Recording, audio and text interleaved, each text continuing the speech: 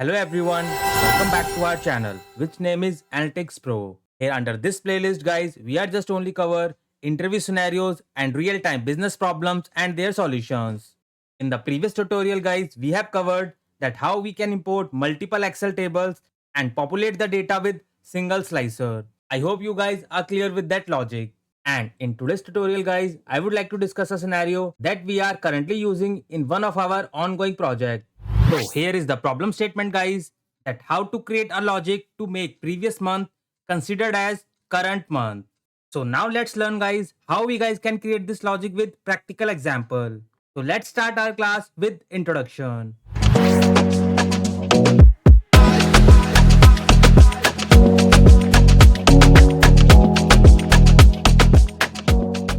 So here we guys have entered in Power BI desktop screen. So let's suppose guys our data model is connected with direct query.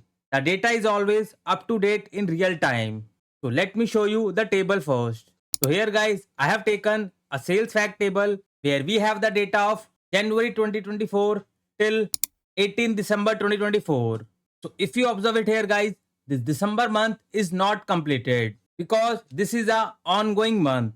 So while working this kind of data set guys, where current month is not complete, so we faced a challenge related to calculated percentage.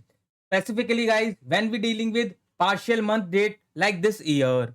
So guys, when we are in the middle of the month, we cannot use the current month data for percentage calculations, as the month is still in progress and the data is incomplete. So this makes difficult to perform accurate month-to-month data analysis. So to handle this issue guys, we always use previous month as a stand in current month in our calculation, since the previous month is complete. So it gives us a full data set for accurate analysis. So this time as per this data set guys, our previous month is November. So here we have taken dates and sales. So let's understand guys how to implement this and how we can create a DAX function dynamically that considered previous month as the current month. And now guys, let's go back to the report view.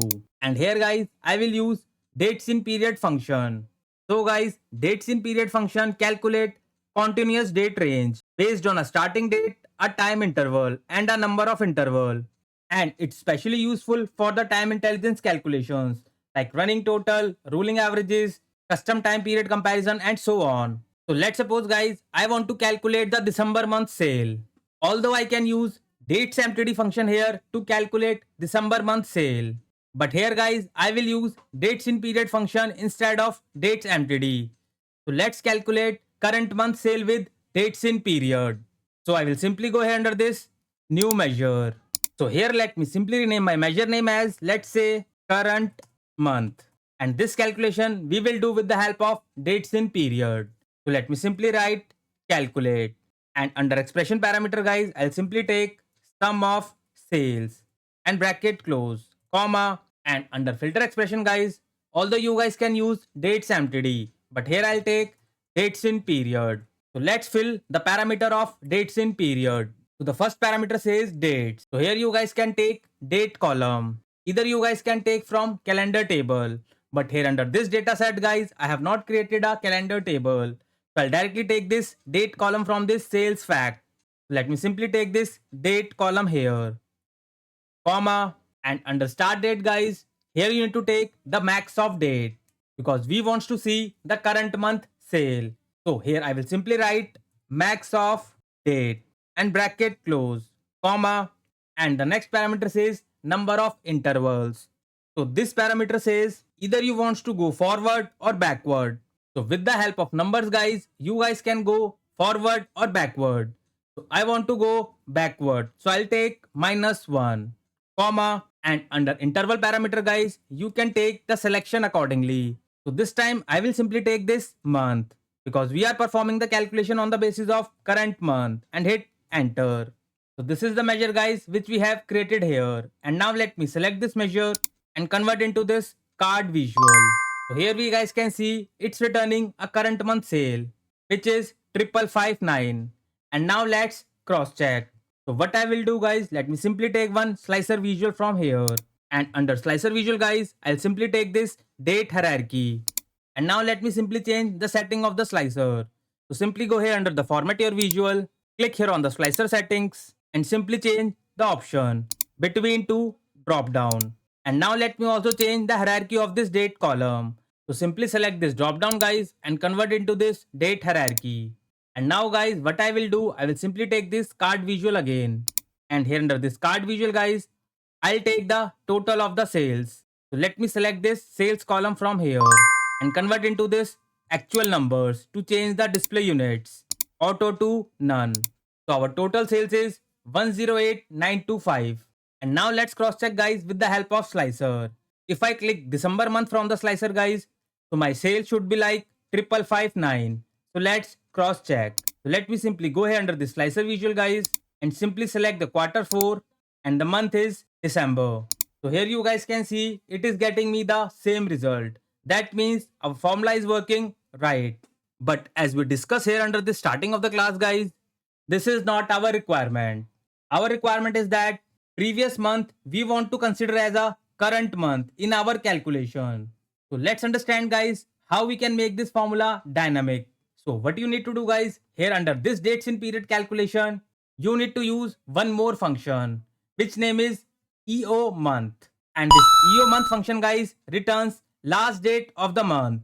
So once you use this EO month function here under this dates in period guys, your problem will be resolved. So firstly let me use EO month function here guys, and after that I will also explain what is the basic purpose of EO month function. So guys, what we need to do, we need to wrap up this max function here under this EO month function. So let me click here and simply use EO month function. That's it. So here you guys can see EO month we have two parameters, start date and month. So under start date guys, we have taken max of date. And after this -1 guys, let me close this bracket and put it comma again. And here under this number of intervals guys, here you need to take -1 again and hit enter.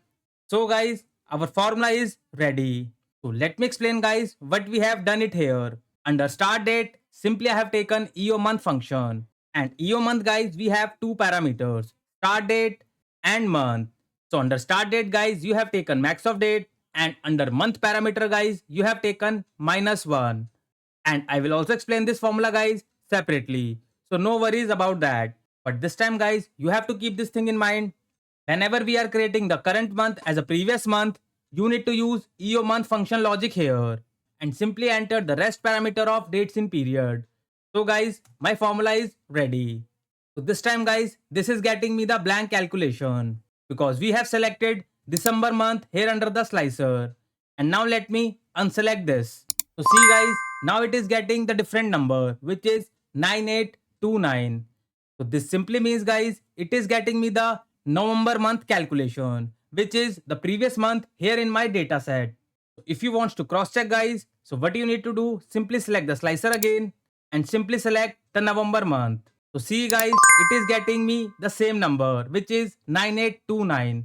So in this way guys, we can make this logic more flexible and dynamic. So let's suppose guys, if you want to consider as current month as October, so simply you need to put it -2. So this time guys, it will take current month as October. So this is the October month sale. So let's cross check. So simply go here guys and simply check this October. So see guys, 8959. So in this way, you can create this logic more dynamic and you can consider any month as current month as per this given logic. And now guys, let's understand what does this EO month function does. So let's understand this EO month function in different formula.